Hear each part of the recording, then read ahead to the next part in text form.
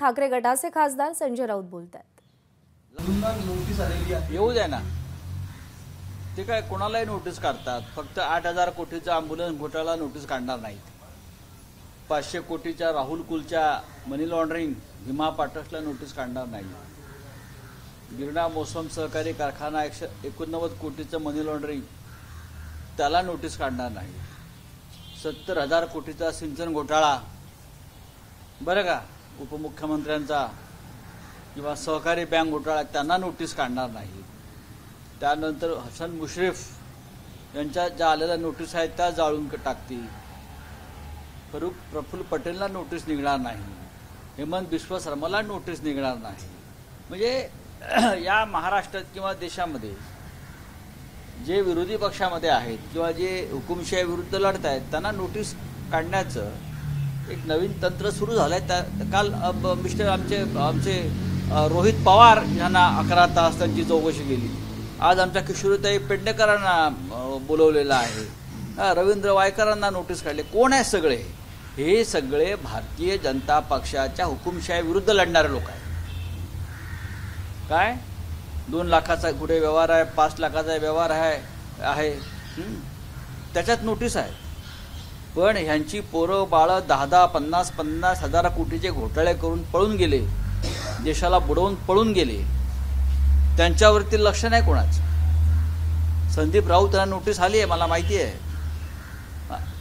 त्यांचं हॉटेल आहे, त्या हॉटेलमध्ये खिचडीसाठी त्यांचं किचन वापरण्यात आलं काय, आणि माझ्या मुलीने त्यांना मदत केली। याविषयी ईडी नोटीस पाठवते। किती हास्यास्पद आणि मूर्खपणा आहे। पण काही हरकत नाही, आमच्या घरातले लोक जातील, उभे राहतील ठामपणे, का हवं ते करा।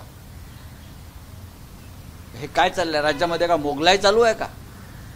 मोदींचं राज्य आहे का औरंगजेबाचं राज्य आहे? कुणाचं राज्य आहे? महाराष्ट्रामध्ये देवेंद्र फडणवीसचं राज्य आहे की अफजल खान शाहिस्ता खानाचं राज्य आहे की निजामशाही आलेली आहे? करा। आम्ही गुडघे टेकणारे लोक नाही आहोत। 2-5 लाखासाठी तुम्ही आम्हाला नोटिसा पाठवताय व्यवहारासाठी का? तुम्ही काय करता? चिंचोके खाता? तुमची बायका परत परदेशात जाऊन राहतायत लंडनमध्ये 2-2, 3-3, 4-4 महिने विला घेऊन स्वतःचे। कुठून आले पैसे? याचे प्रायोजक कोण आहेत सांगू का? पण आम्ही कुटुंबापर्यंत शिरणार नाही। आम्ही कुटुंबापर्यंत शिरणार नाही, लक्षात घ्या।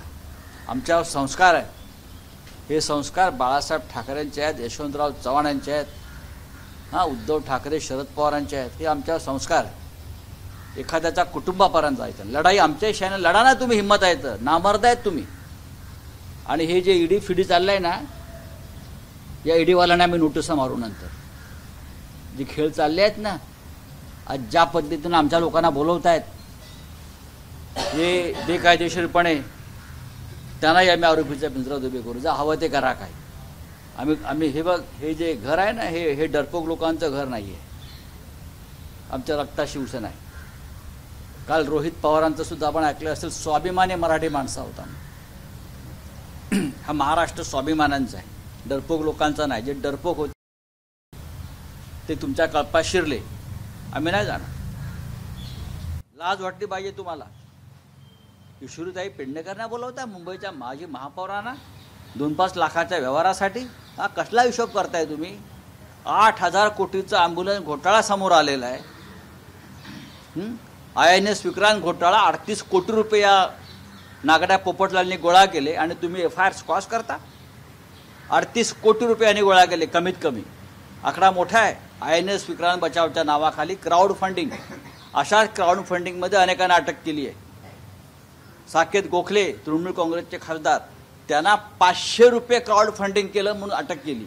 आणि त्या INS विक्रांत बचावसाठी या किरीट सोमय्याने कोट्यवधी रुपये गोळा केले रस्त्यावरती उभे राहून आणि उद्योगपतीकडून। त्याला तुम्ही नोटीस नाही पाठवत, त्याच्यावरचा गुन्हा तुम्ही रद्द करता। आम्ही जे एक जितून नवनालीचं प्रकरण काढलं होतं, की कशी खंडणी सुरू आहे तपास यंत्रणांची, त्यांच्यावर गुन्हा दाखल केला होता आमच्या सरकारनं, तो तुम्ही गुन्हा रद्द केला आणि आम्हाला नोटिसा पाठवता। अरे पाठवा नोटिसा। तुमच्या नोटीसला घाबरतो काय आम्ही? काय करणार? अटक करणार ना? करा। बोला. 70,000 कोटीचा देखील घोटाळा बाहेर काढून त्यांना तुरुंगात टाकू असं एक गोष्टी बोलली होती मध्यंतरी. कोण बोलला? मोदी म्हणाले 70,000 कोटीचा मग घोटाळा. काढला ना घोटाळा. तो काय ताबडतोब घोटाळा करून त्याला तुरुंगात टाकला अजित पवारना सरकारच्या. डेप्युटी सीएम मांडीवर, या मांडीवरती अजित पवार, या मांडीवरती हसन मुश्रीफ आणि खांद्यावरती प्रफुल्ल पटेल. काय सांगताय तुम्ही मला? रामाची पूजा करता सत्यवचनी. रामच तुमचा वध करणार आहे. बोला. सर, केंद्रीय मंत्रिमंडळाकडनं नरेंद्र मोदी पंतप्रधानांचं गुणगान करणारा ठराव पास होणार आहे. त्यात त्यांनी असं म्हटलं आहे की पंतप्रधान मोदी केवळ जननायकच नाही तर नव्या युगाचे प्रवर्तक आहेत. असं कोण म्हणतंय? ठराव पास करणार आहे ते. बरोबर. ठराव कसला डराव आहे तो. चला. ममता बॅनर्जी हे आता दुसऱ्या स्वबळावर आता पक्ष ममता बॅनर्जी संदर्भात काल जी माहिती आलेली आहे की आता ते इंडिया अलायन्सच्या पेक्षा काय? वेगळं स्वबळावरती पक्ष आता लढवणार जागा त्यांच्या. त्यामुळे बघा, आप आणि ममता बॅनर्जी ह्या इंडिया आघाडीतच आहे. त्यांनी जरी स्वबळावर आपापल्या राज्यात लढण्याची भूमिका घेतली असली तरी पश्चिम बंगालमध्ये पूर्णपणे त्या भाजपच्या पराभव करण्याच्या क्षमतेमध्ये आहेत. काँग्रेसबरोबर त्यांची युती नाही होईल हा पुढला प्रश्न आहे. ती जागा वाटपाचा तिढा पहिल्यापासून आहे. पण आज आमचं काँग्रेस नेत्यांशी चर्चा झाली आहे आणि काँग्रेस नेते त्या संदर्भात ममताजींशी लवकरच बोलतील. पण काही झालं तरी पश्चिम बंगालमध्ये पूर्णपणे भारतीय जनता पक्षाचा पराभव होईल. त्याच पद्धतीनं पंजाबमध्ये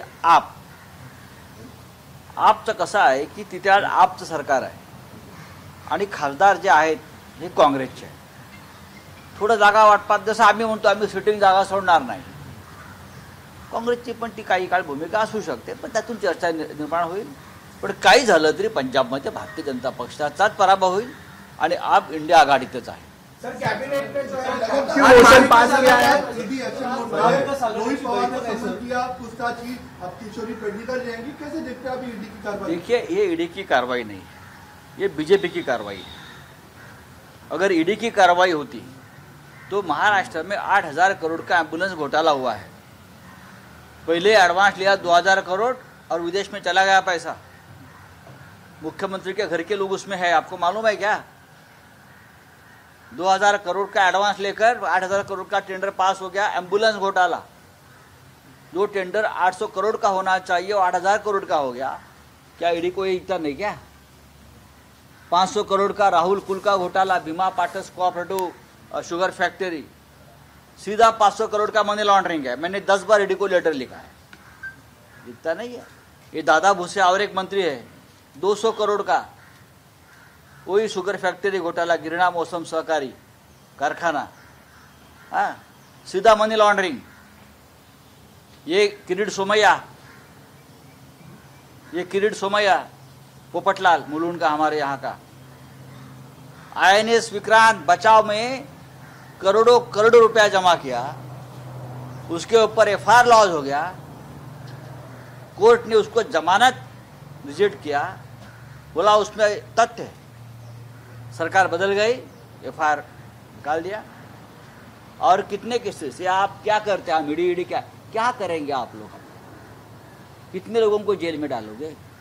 भेज दो नोटिस, ये दिन भी जाएंगे, फिर बताऊंगा. ममता बनर्जी आज आपके भाई पे भी है क्या है कि वो अकेले ही इलेक्शन जो है अभी चुनाव बात लड़ेंगे? ऐसी है, पश्चिम बंगाल में ममता दीदी या पंजाब में आप, कि हम अकेले चुनाव लड़ेंगे, उसका मतलब ये नहीं कि हम बीजेपी को मदद करेंगे, बीजेपी के साथ जाएंगे.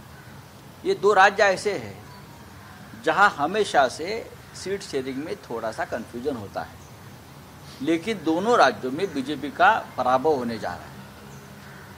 चाहे इंडिया गठबंधन हो या ना हो, पंजाब में आप और कांग्रेस चुनाव एक साथ लड़ते हैं तो 100% वहाँ इंडिया आघाड़ी है, और नहीं है फिर भी आप चुनाव जीत रही है. वहाँ पश्चिम बंगाल में तृणमूल कांग्रेस में वो क्षमता है कि बीजेपी को पूरी तरह से हरा देगी. आसाम के सीएम कह रहे हैं राहुल गांधी को गिरफ्तार करेंगे लोकसभा चुनाव के बाद. असम के सीएम कह रहे हैं. अभी करो ना, अभी करो. लोकसभा के चुनाव के बाद तो पूरा देश की राजनीति बदल रही है. शायद राहुल गांधी की जगह आपको अटक करना पड़ेगा. आपके जो घोटाले हैं सब, घोटाले है ना आसाम में। राहुल गांधी ने घोटाले की लिस्ट गिनी है ना परसों। ठीक है सर कैबिनेट में थैंक यू मोशन सर, आप मेंबर ऑफ पार्लियामेंट हो, कैबिनेट में जो बैठक होणार आहे हाँ? आज महाविकास आघाडीची बैठक आहे, कोणकोणत्या जागांवर एकमत झालेलं आहे? आज नक्कीच महाविकास आघाडीची बैठक आहे। काँग्रेस, राष्ट्रवादी काँग्रेस, महाविकास आघाडीची, त्याच्यामध्ये आम्ही डाव्यांनाही बोलवलं, डावे पक्ष जे आहेत CPI आम्ही त्यांनाही आमंत्रित केलेलं आहे, आम्ही वंचित बहुजन आघाडीलाही निमंत्रित केलेलं आहे। महाराष्ट्रात आम्ही एकत्र येऊन भारतीय जनता पक्षाचा पराभव करावा हुकुमशाहीचा ही आमची भूमिका आहे। त्याच्यामुळे डावे पक्ष असतील, वंचित असेल, वंचित एक महत्त्वाचा घटक आहे यार, आणि आमचं माननीय प्रकाश आंबेडकरांशी चर्चा सुरू आहे आणि झालेली आहे। कालही त्यांची आमची चर्चा झालेली आहे आणि आम्हाला खात्री आहे की नक्कीच आम्ही एका चांगल्या निर्णयापर्यंत येऊ। चला, थँक्यू। मेंबर ऑफ पार्लियामेंट में थैंक यू मोशन महाविकास आघाड़ी की sir member of 1 minute sir चर्चा हो सकती है क्या सीट शेयरिंग को लेकर चर्चा हो सकती है महाविकास आघाड़ी आज बैठक है महाविकास आघाड़ी की। हम कांग्रेस, शिवसेना, NCP आज हम बैठेंगे सब लीडर्स। हमने जो वामपंथी है CPI उनको भी इनवाइट किया है। हमने प्रकाश आंबेडकर जी के साथ जो वंचित बहुजन आघाड़ी है उन्हें भी न्योता दिया है कि आप आइए, हम चर्चा करेंगे। और मुझे लगता है कि ये बहुत ही पॉजिटिव दिशा में हमारी चर्चा चल रही है। सर कैबिनेट में थैंक यू मोशन पास हुआ है। ज्या मुदत ठेवी होत्या FD त्या 2022ला 91,000 कोटी होत्या आणि आजच्या घडीला 2023च्या एंडिंगला त्या 84,000 कोटीवर आलेल्या आहेत। काय वाटतं हा जो मुदत ठेवींच्या हा घोटाळा आहे, हा घोटाळा आहे। मुंबईवर दरोडा टाकण्याचा प्रकार आहे। शिवसेनेच्या राजवटीमध्ये मुंबईची महानगरपालिका ही वैभवशाली श्रीमंत लोकांच्या पैशाला एक संरक्षण होतं। तिथे आम्ही ठेवी ज्या ठेवल्या होत्या विकासासाठी, पण नरेंद्र मोदींचं सरकार आणि आता प्रशासनाचा कारभार त्याच्यामुळे या आमच्या तिजोरीवर मुंबईच्या मराठी माणसाच्या ज्या प्रकारे डाका दरोडा टाकण्यात येतो आहे तो अत्यंत धक्कादायक आहे। हा सरळ सरळ गैरव्यवहार आणि गैरप्रकार आहे, ही लूट आहे आणि त्या संदर्भात चौकशी होणं गरजेचं आहे। सर कैबिनेट में थैंक यू मोशन जो है वो पास किया जा रहा है। राम मंदिर ऐसा है कि राम मंदिर भी बीजेपी का, कैबिनेट भी उनका, प्रधानमंत्री भी उनका है। कौन सा भी मोशन, स्लो मोशन और इन्हें अदर मोशन वो ला सकते हैं, लेकिन ये मोशन के साथ जनता नहीं है।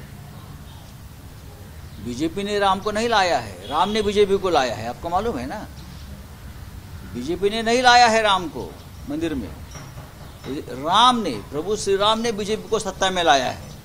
तो बोला जा रहा है कि 1947 में फ्रीडम मिला, लेकिन साज जो है वो पूरी दुनिया जो है वो 2014 से ली है। हाँ, ये देश का जो अपमान वो लोग कर रहे हैं ना, इतनी महान परंपरा, हजारों सैकड़ों वर्षों की देश की परंपरा है, वो 2014 के बाद इतिहास लिखना चाहते हैं, लेकिन ये इतिहास 2024 में खत्म होने जा रहा है। आप देख लीजिए। Thank you. ABP माझा, उघडा डोळे बघा नीट।